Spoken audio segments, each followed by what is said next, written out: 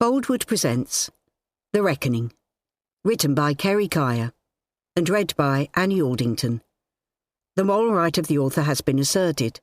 This performance is owned by Boldwood. Chapter 1.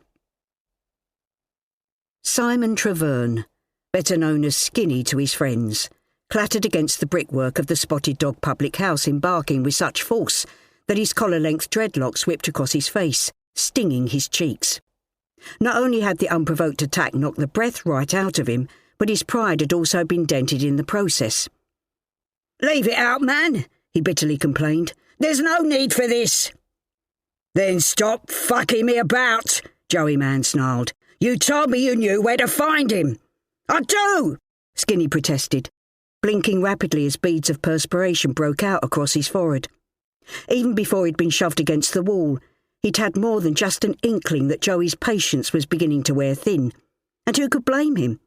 This was the fourth pub he dragged Joey and his sidekick Carlos Christos into, and so far there'd been no sign of his pal Aaron Garner. "He's around here somewhere," Skinny gasped in an attempt to fill his lungs with much-needed oxygen. "It's gyro day," he said matter-of-factly. "Where else would he be?" Throwing Skinny away from him, Joey straightened up. Like Carlos, he was a tall, well-built man, and the muscles beneath his linen shirt bulged from a combination of steroid use and the many hours he put in at the gym. "Then you'd best find him, and pronto, because I'm not here to play poxy games." Skinny smoothed down his crumpled shirt, his dark brown eyes scanning the busy high street. Nestled amongst the various takeaways and chicken shops were a variety of pubs, bars and restaurants. As far as he knew, Aaron could be in any one of them. He slipped his hand inside his trouser pocket and pulled out his mobile phone, hoping by some miracle that the device had somehow sprung to life. No such luck. The battery had drained hours ago, and with no way of contacting his friend, the only alternative left open to them was to trawl every pub and club within a 5-mile radius, on the off chance they might stumble across him. "Well, come on then, get a move on." Joey clenched his jaw. "I haven't got all night," he hissed through gritted teeth. There was something about Joey and his friend Carlos that made Skinny feel uncomfortable, out of his depth even. And it wasn't just the fact that they were big men who could obviously take care of themselves. No, it was much more than that. There was a coldness about them. He could see it in their eyes, their stance, the way they spoke, and above all else, he didn't trust them as far as he could throw them. Considering his slight frame, he had a sneaking suspicion that wouldn't be very far. Wearily, Skinny sighed, and as he trudged along the high street in the direction of the next pub, he silently cursed his mate. This was all Aaron's fault. If it hadn't been for him and his murderous plan he'd concocted, he would never have had to seek out Joey in the first place. Lined up on the bar in front of Aaron Garner were 3 shot glasses filled to the brim with tequila. He was a handsome man, with tanned skin, dark cropped hair, and an athletic build. In quick succession, he downed the drinks, and as the alcohol burned the back of his throat, he screwed up his face, took a deep breath, then gave a satisfied shake of his head. "Same again," he instructed the barmaid. Within minutes, 3 filled shot glasses were placed in front of him, and digging his hand into the pocket of his denim jeans, he pulled out the money to pay. "They've already been paid for." Leaning across the bar, with her ample cleavage thrust towards him, the barmaid shouted to be heard above the music. "Paid for?" Aaron narrowed his eyes. "Who paid for them?" The barmaid gestured behind him. Aaron turned in his seat and scanned the crowded club. Seconds later, he shook his head and laughed. "You fucker!" With his arms outstretched, Skinny flashed a lopsided grin that showed off a set of crooked white teeth. "Where the fuck have you been?" Aaron asked. "Been looking for you, man." Skinny pulled his friend into a bear hug. The white cotton shirt he was wearing was at least 2 sizes too big and hung off his body, emphasising his slim frame. "Got a couple of geezers here who want to meet you," he said, jerking his head behind him. Looking past his friend, Aaron eyed the men with interest. Whoever they were lumps, and experience told him that their bulked-up physiques hadn't only come from their use of a gym. No, he'd bet his life on it that steroids, or roids as they were more commonly known on the street, had played a major part in the fact that they were both built like brick shithouses. "Who are they?" he asked with a flick of his head. "They're the ones I was telling you about." Lifting his eyebrows, Skinny leant in towards Aaron's ear so that they could speak in private. "The ones who can supply you with the shooter?" As he continued to study Joey and Carlos, Aaron had to admit that he was impressed his pal had actually come through with the goods. Bringing the shot glass up to his lips, he knocked back the tequila, then afforded the men a bright smile. "In that case, fellas," he said with a knowing wink, "let me buy you both a drink." The next morning, not only did Aaron's head feel as though it were in a vice, but as he cautiously opened one eye, a wave of nausea coursed through his body, making him lurch onto his side. The sight of an empty tequila bottle and the smell of a disregarded takeaway container on the floor beside him brought vomit flooding into his mouth. Leaping off the sofa, he ran into the kitchen, and with barely enough time to swipe the crockery out of the sink, he promptly vomited up the contents of his stomach. The lingering stench of alcohol and greasy fried chicken made him heave even harder, and gripping the worktop, he took a series of deep, steady breaths before spitting out bile and the remnants of the meal he'd eaten the previous evening. "Fuck me, man! You were on fire last night!" Aaron turned his head, his bloodshot eyes narrowing on his friend. "Last night," Skinny reiterated. In his hand, he held a leftover chicken leg, and tearing off a chunk of meat, he chewed noisily, oblivious to the grease smeared across his chin and lips. "I ain't ever seen you so wasted." Filling a pint glass with cold water, Aaron gulped the cool liquid down in a bid to quench his thirst. On the stereo, Dr. Dre blared out. Aaron turned to peer through the haze of stale cigarette smoke and raised his eyebrows questioningly. "They didn't come back," Skinny confirmed, his mouth still full of chicken. "They said they'd meet up with us later today and discuss the plans." He dropped the stripped chicken bone into a plastic carrier bag that served as a makeshift bin, then wiped his greasy lips and fingers on a tea towel. Aaron nodded. From somewhere at the back of his drink-addled memory, the events of the previous evening came rushing back to the fore. Not only had he been wasted, but he'd snorted enough coke to make a sniffer dog piss itself with excitement. "Are you still up for it?" Skinny asked. "I mean, it's not too late to call everything off if, that's what you want," he hastily added. Aaron switched off the stereo. "What do you think?" he asked, glancing over his shoulder at Skinny. "That bastard deserves everything he has coming to him. He left me high and dry. And you fucking know it. It was too much trouble for him to even visit me when I was inside. Do you really think I'm going to forgive or forget something like that in a hurry?" Skinny gave a non-committal shrug. Aaron's hatred of his father, Maury Garner, was nothing new. Even before he'd been sent down for 14 years, he'd resented his dad. "What about Colm?" Skinny asked, referring to his friend's younger brother. "You ain't going to be happy about this, man." For a moment, Aaron's expression softened. Out of the two of them, his brother had always been a lot closer to their father, and Skinny was right. Colm wouldn't be happy. In fact, he'd be devastated. As far back as he could remember, his father, Maury, had preferred Colm over him. Oh, he'd never outwardly said as much. He hadn't needed to. From day one, his dad had made it glaringly obvious that he favoured his brother. In Maury's eyes, Colm could do no wrong. Even when they'd been caught dealing ecstasy tablets, his dad had deemed Colm blameless. And then, on his release from prison, his father had point-blank refused to help him out in any way, shape or form. Yet Colm, the golden child, hadn't been subjected to the same harsh treatment. He'd waltzed out of prison and straight into employment. Admittedly, it was only a shitty bar position at their father's club, but at the end of the day, it was still a job. "He'll get over it," Aaron snarled. "And if he doesn't, then that's his fucking lookout." "And what about Danny?" Skinny asked, referring to Maury's business partner, Danny Mckay.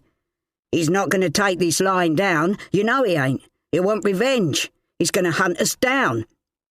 Aaron gave a nasty chuckle. "Let him," he answered. "He's an old man. What the fuck is he going to do?" Skinny gave a weary sigh. Danny Mckay not only had a reputation as a hard man, but he also had a formidable temper on him, one of which Skinny didn't exactly feel overjoyed at the prospect of being on the receiving end. Pausing to light a joint, Skinny squinted through the curling smoke. "I still don't get this," he said, scratching at his head, his expression one of bewilderment. "I mean, don't get me wrong, you've had a touch," he said, referring to the fact that Joey and Carlos had refused any kind of payment for supplying the firearm in return for Aaron murdering his father.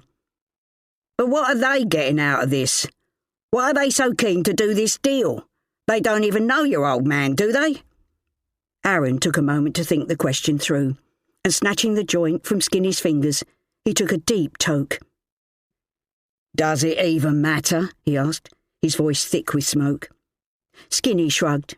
In a roundabout way, he could see Aaron's point, and as his mate had already stated, as long as Morrigana was brown bread, did it really matter what any of their motives were? In a Greek restaurant in East Ham, Newham, Jerry Mann was holding court. He was seated at the best table in the restaurant.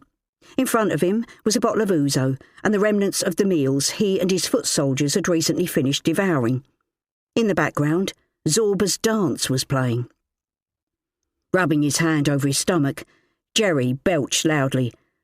"That was the fucking bollocks," he remarked, his ferret-like features breaking into a smile. "You might not have much else going for you, but at least you inherited one thing from your old man," he said, by way of a backhanded compliment. "He could cook a mean cleftico. The meat would just fall off the bone, it was that tender." As he began clearing away the empty plates, Giorgio Christos resisted the urge to roll his eyes. Instead, he gave a stilted smile and allowed Jerry to continue waffling on with the same old tales about his father Adam that he'd heard a million times before. In fact, he'd heard the stories so often he could pretty much recite them off by heart. As it stood, the bill for Jerry and his associate's meal came in at just over £150, and that was without the drinks that he knew for sure would soon follow. Not that he would see a penny of it, he never did. As he brought the plates through to the kitchen area, he caught his wife Rosita's eyes. The look she gave him was enough to curdle milk, and who could blame her? Jerry's presence was becoming a regular occurrence, one that he needed to nip in the bud, and fast. The problem was, how? How was he supposed to tell the man that he wasn't welcome anymore, without bringing repercussions down on himself, his family, and his business? Instead, he gave a helpless shrug and dumped the greasy plates into a stainless steel butler sink filled with hot soapy water. "He'll be gone soon enough," he said, in an attempt to placate his wife. Rosita rolled her eyes, and placing her hands on her hips, she nodded through to the restaurant. "You said that the last time he was here, and the time before that. We can't afford to keep throwing money away." "I know." Giorgio held up his hands. "And I'm going to sort it," he reassured her. He was about to plant a kiss on her cheek when the distinctive scent of cigar smoke assaulted his nostrils. Momentarily he closed his eyes. Time and time again he told Jerry that it was illegal to smoke inside the premises. In fact, they had a perfectly good patio area directly outside the restaurant, should Jerry or anyone else for that matter wish to smoke. "Great!" Rosita threw up her arms, despair etched across her pretty face. "And to top it off, we're going to end up with a hefty fine hanging over our heads, and all because you couldn't put your foot down and tell him he isn't wanted in here." "I said that I'd sort it." Giorgio gave his wife a reassuring smile. Then he hurried back through to the restaurant. Making his way through a cloud of cigar smoke, he shook his head. "Sorry, Jerry." He pointed to the no smoking signs dotted around the restaurant, then towards the patio area. "You need to go outside to smoke." Although Jerry's expression was contrite, his hard, beady little eyes told a very different story. And with the smouldering cigar still clamped between his nicotine-stained teeth, he held up his hands by way of an apology, then deliberately made a show of puffing on the cigar for several seconds longer than was necessary, before grinding the brown stub out on a side plate.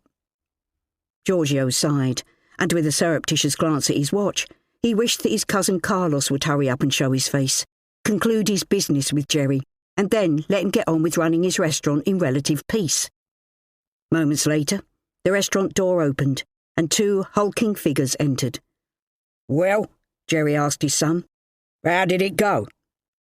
Joey gave a nonchalant shrug.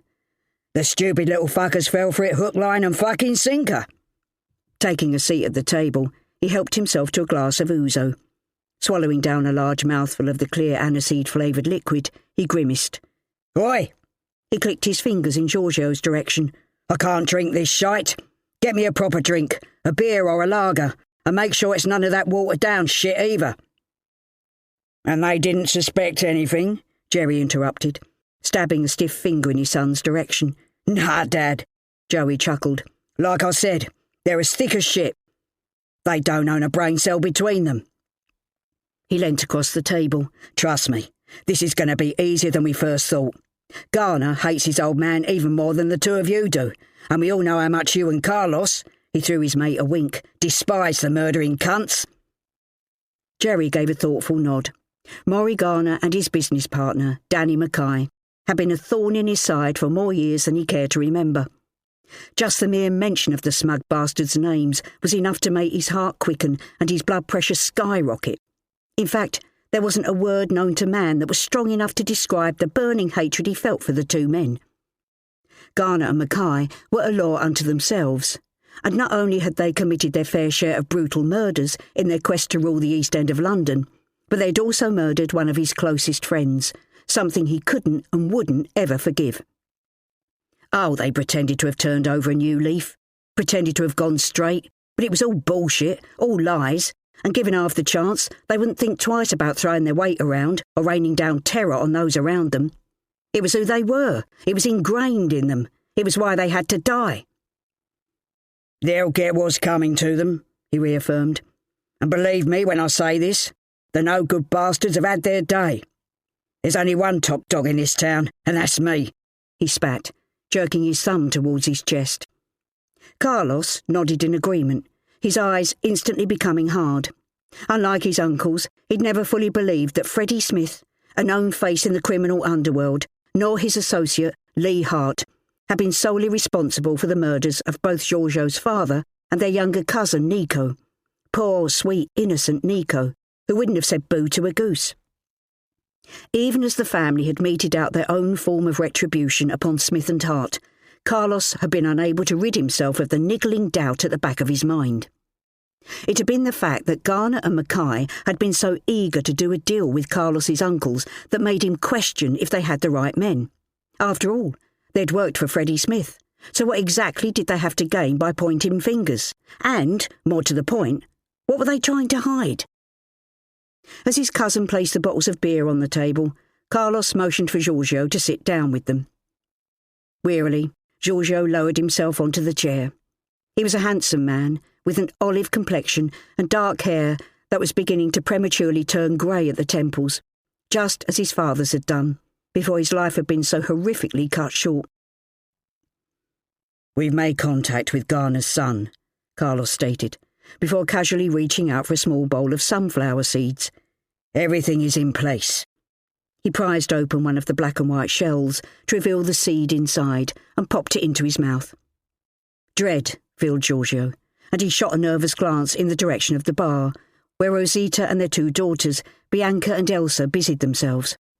From the very beginning, he'd wanted nothing to do with his cousin's quest to avenge his father's murder. The man had been like a stranger to him, and he had no recollection of him other than the stories his family told.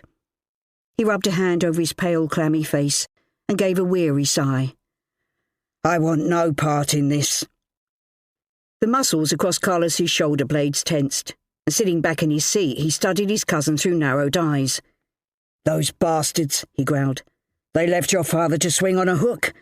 By the time his body was found, he was so badly decomposed the filth believed they were dealing with an animal carcass. And I know it was them. I can feel it in here." He pointed to his stomach. "They may have pulled the wool over our uncle's eyes, but in my gut, I know Garner and Mckay were responsible for the murder of your father." Giorgio clasped his hands together, and bowing his head he pushed the sickening image of his father's rotting corpse, left dangling from a rusting hook, to the back of his mind. "Is that how you want your old man to be remembered?" Joey goaded. "I heard there were that many flies swarming over him that his body was one swirling black mass. And the noise!" He shook his head and blew out his cheeks. "It was deafening. Isn't that right, Dad?" His expression sombre, Jerry nodded. "Makes me sick to me stomach what they did to him. He was a good man, your dad." He shook his head, as though conjuring Adam Christos to the forefront of his memory. "He was one of the fucking best, and me and him were like that." He crossed two nicotine-stained fingers over one another to emphasise his point. "We were more like brothers than mates." Giorgio swallowed deeply, and lifting his head he watched as Bianca and Elsa worked. The love he felt for his own children made his heart constrict inside his chest. Whether he liked it or not, it was his father's blood that ran through his daughter's veins, and as much as he disagreed with Carlos's murderous plan for revenge, he knew he was right about one thing. His father deserved justice, and that justice had been a long time coming. "Giorgio." Carlos snapped his fingers in front of his cousin's face, in a bid to regain his attention. "Are you with us on this?" he urged him. Reluctantly, Giorgio nodded. "Are you certain that this won't lead back to us?" he asked with a second glance in his wife's direction. "This won't bring trouble to my family's door?" Shaking his head, Carlos placed his muscular forearms on the table.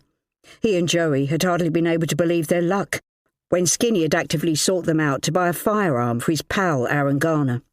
In fact, they'd likened the situation to fate, or perhaps a sign from Adam himself. Not that either of them believed in the supernatural, or any other kind of mumbo-jumbo bollocks for that matter. They wouldn't even need to get their own hands dirty.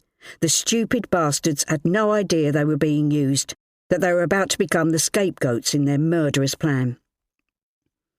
"The weapon is clean," he answered, "and as long as that little prick Aaron doesn't bottle out of pulling the trigger, then the plan to kill his murdering cunt of a father is foolproof."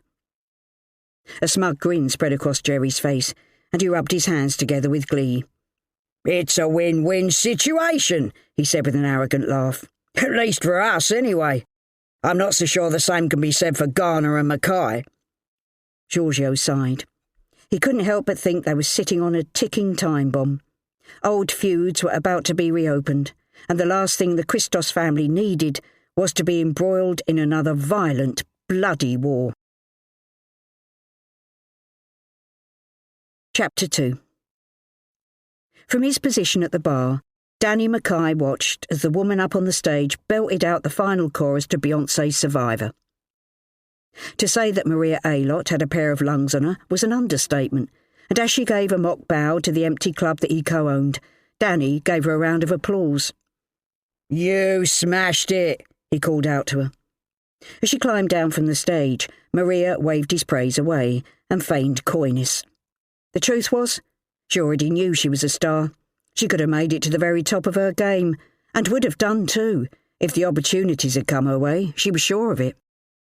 "What?" Danny asked, as he pulled her towards him and kissed the top of her head. "You're going to blow them away." He gestured towards the empty seats. "You just wait and see, darling. They're going to fucking love you." Suppressing a giggle, Maria flicked a lock of blonde hair over her shoulder, then looked down at her left hand for what felt like the 100th time that day. A 2-carat diamond and platinum engagement ring glistened on her wedding finger.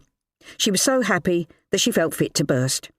It might have taken more than her fair share of dropping hints, but after a whirlwind romance, Danny had got down on one knee and popped the question. She was about to become Mrs. Maria Mckay. Even the name had a nice little ring to it, and the kudos Danny's surname would bring her was enough to make her feel giddy with excitement. Not only that, but he was also absolutely loaded. From now on, nothing but the very best would be good enough for her. She was done with men who rarely put their hands in their pockets, or whose idea of taking her out for the night consisted of a meal in a steakhouse followed by a quick fumble between the sheets.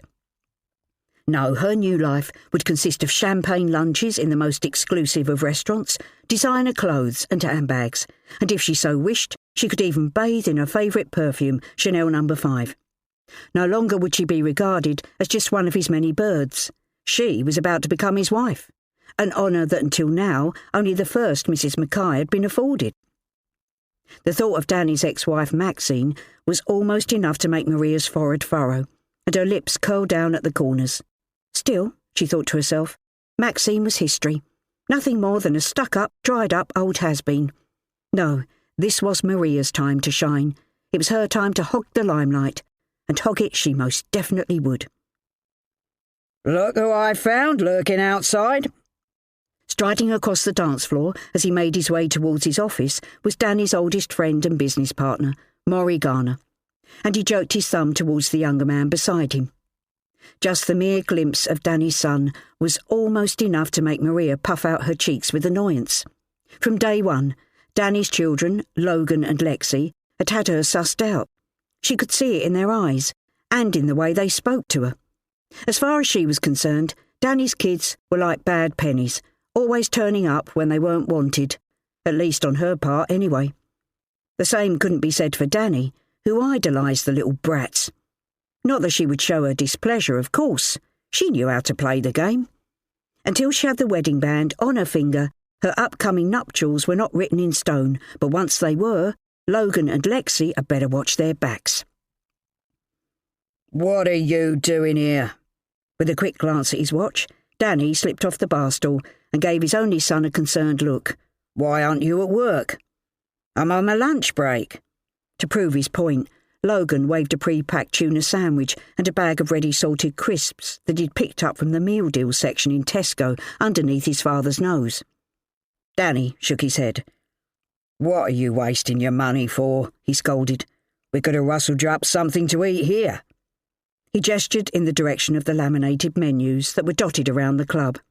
"Nah, you're all right, Dad," Logan said, as he ripped open the cardboard packaging.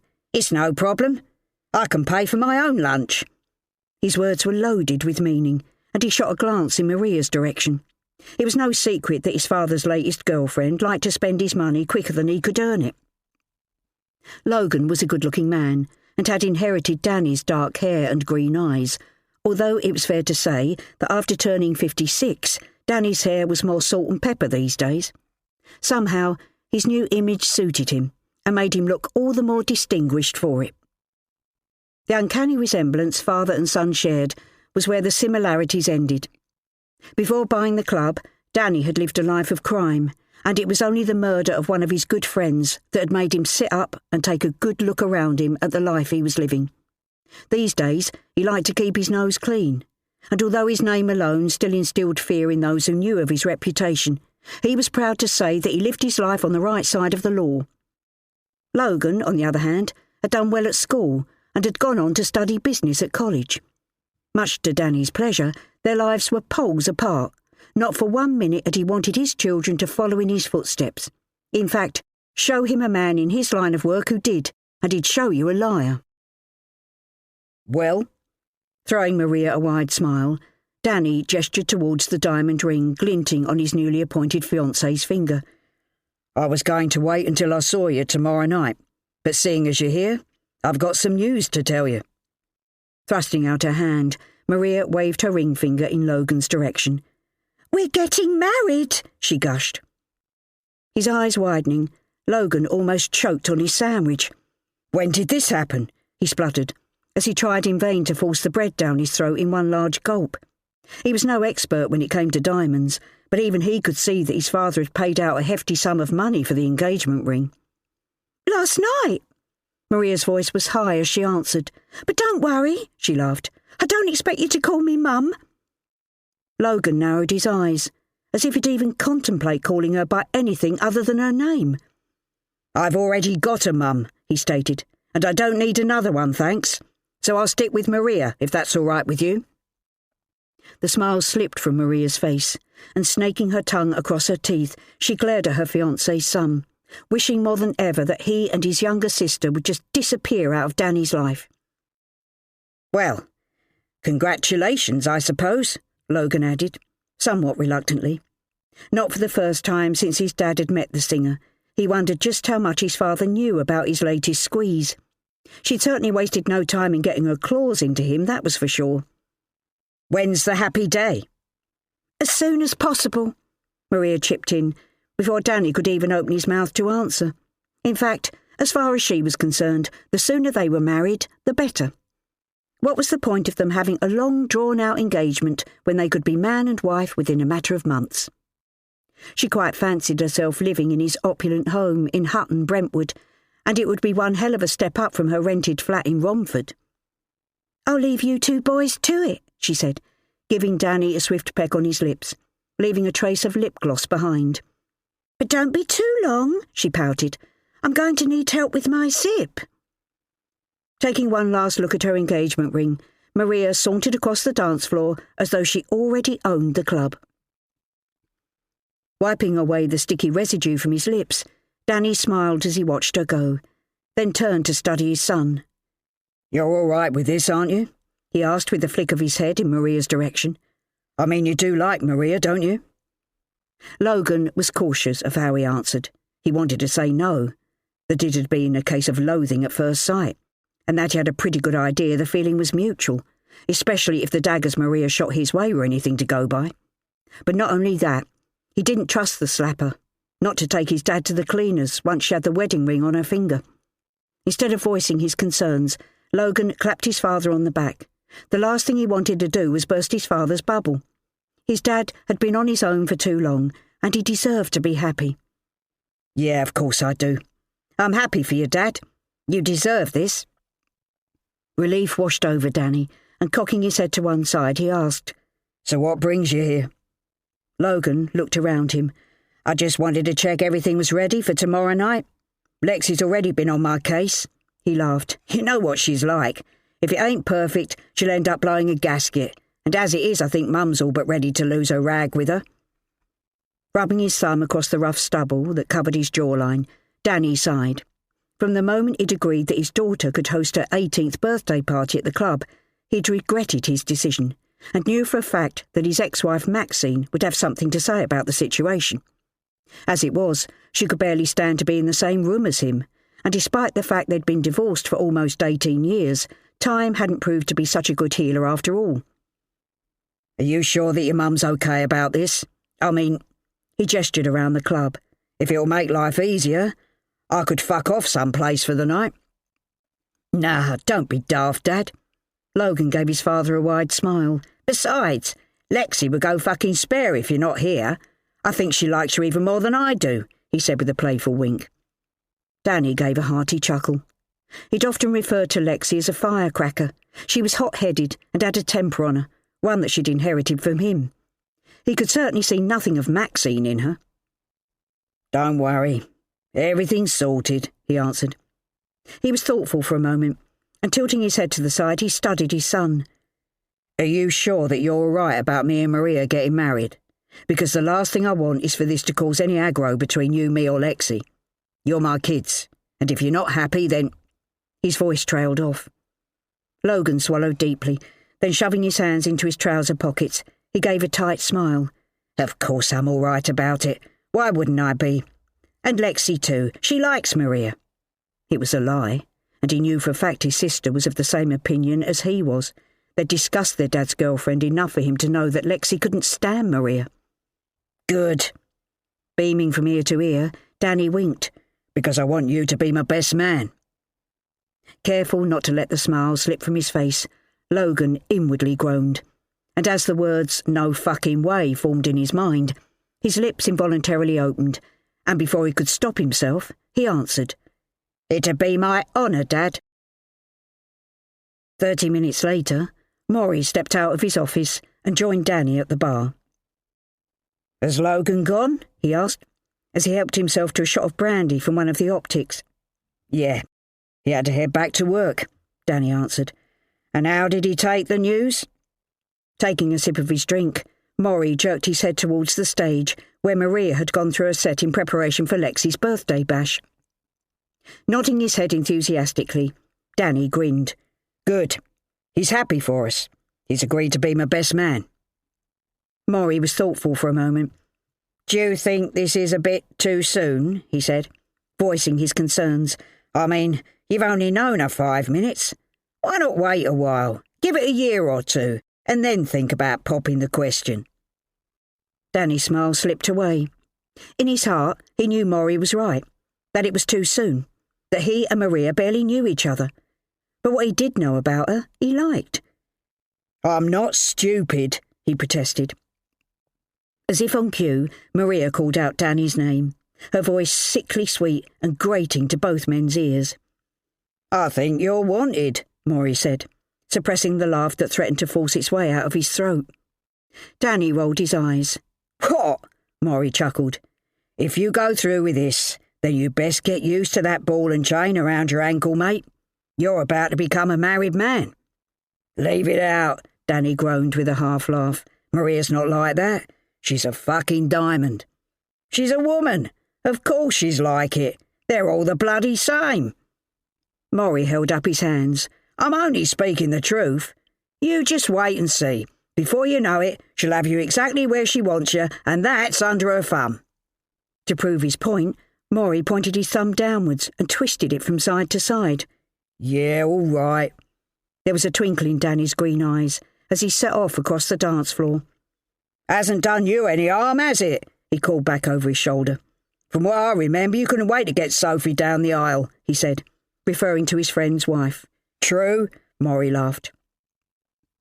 It was only once Danny was out of sight that the smile slid from Maury's face, and his fingers instinctively reached up to touch the pale scar that ran the length of his cheek, a sure sign that he was feeling troubled. He'd never fully been able to take to Maria. There was something about her that he couldn't quite put his finger on. Her presence put him on edge, and even talking to her made him feel uneasy, as though she was storing away information that could be used against him at a later date. It also hadn't escaped his notice how hostile she became whenever Logan or Lexi were in close proximity. He was more surprised that Danny himself hadn't cottoned on to his fiancée's behaviour around his children. Trouble was brewing. Maury could feel it in his gut. And not for the first time since Danny had become involved with the singer, he wondered if his best mate had any idea of what he was letting himself in for. Lexi Mckay had never felt so excited, and as soon as her shift had ended at the salon where she worked as an apprentice hairdresser, she scoured the shops in Romford on the lookout for the perfect dress to wear to her 18th birthday party. 3 hours later, and laden down with shopping bags, she let herself into her mum's home in Upminster and dumped her purchases on the sofa. "What have you done?" Maxine remarked. "Bought out the whole of Romford?" As she spun around, there was a mischievous twinkle in Lexi's hazel eyes. "Not quite," she laughed. Not only was she a beautiful young woman, but she was also the image of her elder brother. Like 2 peas in a pod, Maxine had often remarked. From the doorway to the lounge, Maxine studied her daughter. "Wouldn't you prefer a family meal instead?" she asked, ever hopeful that Lexi would change her mind about hosting the party in her ex-husband Danny's club. Not that she was holding her breath. At the best of times, her daughter could be a stubborn cow once she'd set her mind to something. "We could invite your friends over, and you could order in your favourite, Italian. Let me think about it." Pressing a forefinger to her lips, Lexi pretended to think the question over. "No," she laughed. "I'm 18, Mum, and I want to go to a club, Dad's club." Maxine's heart sank. Much to her dismay, Lexi had always been a daddy's girl. She adored her father and had him wrapped around her little finger. The further away her son and daughter were from Danny, the better in her eyes. The man was no good. In fact, he tainted everything and everyone he came into contact with. Considering their genes, she was surprised her children had managed to turn out so well, and was only thankful that her ex-husband had never managed to fully get his claws into them, that he'd not been able to mould Lexi, and in particular Logan, into younger clones of himself. The fact she'd once loved Danny with all her heart was wiped from her mind. She'd spent so many years hating him, so many years regretting the fact she had once shared a bed with him, that she was unable to remember the good times. And there had been good times, lots of them. At least at the beginning of their marriage anyway. Wrapping his arms around his wife's waist, Maxine's second husband Steve laughed. "Let her do what she wants, Max. She's a big girl now, and she can make her own decisions. Ain't that right, darling?" he said, giving his stepdaughter a wink. "Exactly," Lexi agreed with a smug grin. Holding up her hands, Maxine bit back a retort. What was even the point in expressing her thoughts? Lexi had always done exactly what she wanted, regardless of the consequences. It was in her nature. The girl couldn't be tamed, and God only knew how many times Maxine had tried. As Lexi twirled around the lounge with her pale blue sparkly dress held up against her, Maxine's heart sank. As much as she didn't want to, she couldn't help but notice the all-too-familiar telltale green flecks in her daughter's hazel eyes that both her son and ex-husband shared. Chapter 3. Aaron was buzzing. Positioning his fingers into the shape of a gun, he pretended to take aim and pull an imaginary trigger. He couldn't wait to get his hands on the firearm that Joey Mann had acquired for him, couldn't wait to end his father's life. In his mind, it was nothing less than what Maury deserved. A familiar sense of bitterness coursed through Aaron's veins. Even when he'd been banged up, his old man hadn't softened his attitude towards him, and the few times Maury had actually taken the time to write to him, he'd had the gall to send him holiday snaps. Fucking holiday snaps! While his old man and his new family were having the time of their lives sunning it on some far-flung beach, he'd been stuck behind bars. All he'd had to look forward to were meal times, and even then they were nothing to get excited about. Half the time, he'd had no idea what he'd actually been eating. The food in prison was that bad. "Are you sure you're going to know how to use it?" Skinny asked, watching him warily, his forehead furrowed. "Course I will," Aaron answered, which wasn't entirely true. He'd never even held a gun before, let alone actually fired one. Not that he would admit this fact out loud, of course. Besides, how hard could it be? He'd watched enough action movies to know that all he had to do was take aim and squeeze the trigger. "Has Mann definitely smuggled it in?" Skinny nodded and whipped his mobile phone out of his pocket. "It's been left in one of the toilet cubicles." He squinted at the screen. "It's on top of one of the cisterns." Aaron nodded, then glanced at his watch. Just a few more hours to go, and it would all be over. His old man would be dead. The VIP section of Ritz's nightclub in Romford was almost filled to capacity by the time Lexi made her grand entrance, and as Danny made his way over to his daughter, he was more than aware of his ex-wife's eyes boring into the back of his skull. "Happy birthday, darling." Danny wrapped his arms around his daughter and planted a kiss on her cheek. "You look beautiful," he remarked with a sense of pride. With long brown hair and hazel eyes, Lexi was simply stunning. He could still hardly believe it. His little girl was 18. Where had all the years gone? It seemed like only yesterday that she'd needed to hold his hand across the road. "Thanks, Dad," Lexi gushed, her eyes shining with excitement. "This place looks amazing." Danny gave her a warm smile in return and gestured towards the bar. "Let me buy you your first official alcoholic drink." He turned to look at Maxine and held up his hands. "As long as that's all right with you." Maxine gave a curt nod of her head, and as Danny signalled to the barman for a bottle of champagne, Logan sidled up beside his father. "Thanks, Dad," he said, as he motioned towards the rose gold-coloured balloons positioned across the rear wall that spelt out his sister's name and the number 18. "Lexi's made up with what you've done." Danny turned his head in time to see his daughter mingle with her friends. "Yeah, well," he answered with a slight shrug. "She deserves the best." He gestured behind him. "I'm not so sure your mum's happy about it, though." Turning to look at his mother, Logan sighed. His dad was right. His mum might as well have been chewing wasps, if the expression across her face was anything to go by. For the life of him, he was unable to understand her animosity. No matter what had gone on between his parents in the past, his dad had never let him or Lexi down. He'd always been there for them, and not just financially. Every other weekend they'd stayed with him, and not once had Danny ever fucked them off, just so that he could have a night out with his pals. And in the grand scheme of things, that was all that mattered, wasn't it? With the glasses of champagne handed out, Danny made his excuses to leave, and as he made his way across the dance floor, he breathed a sigh of relief, if for no other reason than to get away from his ex-wife. There were only so many daggers he was willing to take from her before he ended up causing a scene and asking her what her problem was. "I hear congratulations are in order?" Turning his head, Danny smiled. "Stace, you came," he said, enveloping the woman in front of him in a warm hug. Dressed up to the nines, Stacey Carter nodded. In the years following her husband Tommy's death, Danny and Stacey had become...